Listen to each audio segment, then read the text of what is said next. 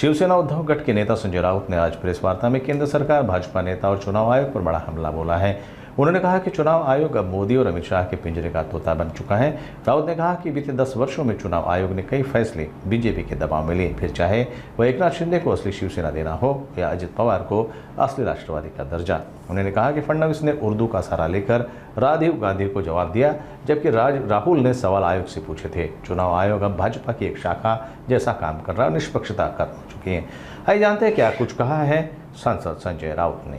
हे एकनाथ शिंदेच्या हातात देण्यापासून ते मूळ राष्ट्रवादी काँग्रेस पक्ष पवार साहेबांच्या हयातीत अजित पवारांना देण्यापर्यंत हे सर्व अमित शहांच्या दबावाखाली झालं, राजकीय दबावाखाली झालं। हा सुद्धा निवडणूक जिंकण्याचाच एक भाग होता। याच्यावर सुद्धा तुम्हाला उत्तर द्यावी लागणार आहेत ना निवडणूक आयोगाला।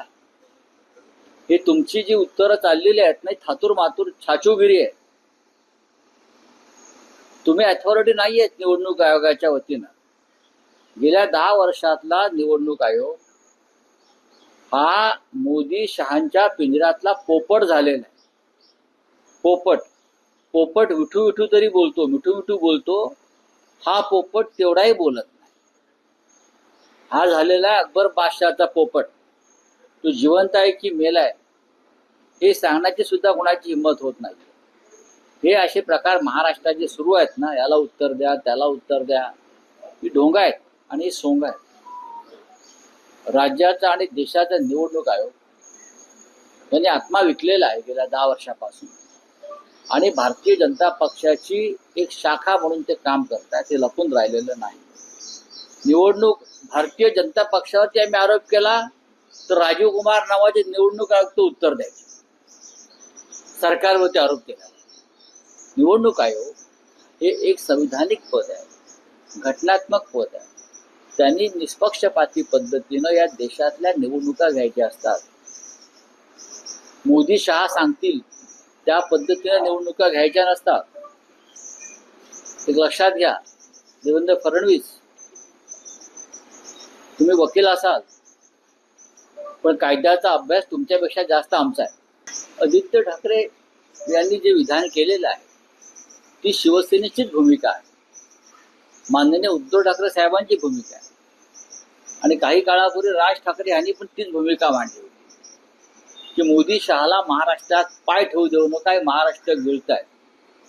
काँग्रेसची ही तीच भूमिका आहे। त्याच्यामुळे हे जे समविचारी पक्ष आहे, महाराष्ट्राचा स्वाभिमान जपू पाहणारे किंवा महाराष्ट्र उद्योगपतींच्या, गुजरातच्या उद्योगपतींच्या घशात जाण्यापासून वाचवण्याचा प्रयत्न करणारे, या सगळ्यांनी एकत्र यावं ही भूमिका आमच्या सगळ्यांची। संयुक्त महाराष्ट्राचा जो लढा झाला आमच्या आधीच्या पिढीनं केला, त्याच प्रकारचा नवीन लढा आपल्याला आता उभा करावा लागेल ही आमच्या सगळ्यांची भूमिका आहे आणि आम्ही सगळे त्यासाठी तयार। नक्की 100% प्रयत्नाची गरजच नाही। प्रयत्न कशा करता हवे? आम्ही जेव्हा स्वतः सांगतो हे होईल, हे होणं गरजेचं आहे, ते ठामपणे आम्ही सांगतोय, मनापासून सांगतोय, भावनिकदृष्ट्या सांगतोय। आणि माननीय उद्धव ठाकरे साहेब असतील, आदित्य ठाकरे असतील, आम्ही सगळे त्यांचे सहकारी असू, हे अत्यंत भावनिकदृष्ट्या आणि सकारात्मक दृष्ट्या या विषयाशी आम्ही जोडले गेलेलो आहोत। निलेश राणे किंवा नितेश राणे यांच्याप्रमाणे तोल सोडून बोलणारा माणूस नाही। मुळात भावाभावात वाद होऊ नयेत, घर कोणाचे असू, राजकारणामुळे घरामध्ये वाद निर्माण होऊ नये। हा वैचारिक वाद असू शकेल। एक भाऊ एका पक्षाचे आमदार आहे, दुसरे भाऊ दुसऱ्या पक्षाचे आमदार आहे। कदाचित हा वैचारिक वाद असेल आणि त्यांचे वडील आणि त्यांची आई सक्षम आहे वाद सोडवायला। एकाच घरात राहतात, वेगळे राहत नाहीत ना। हा राजकीय वाद असेल, वैचारिक वाद असेल तर तो सहज सुटू शकतो। आणि असे वाद ही महाराष्ट्राची एक वैभवशाली परंपरा आहे। अशा प्रकारच्या वादातून महाराष्ट्र पुढे गेलेलं आहे। हे कॉपी करून पास होणारे लोक आहेत, कॉपी करून।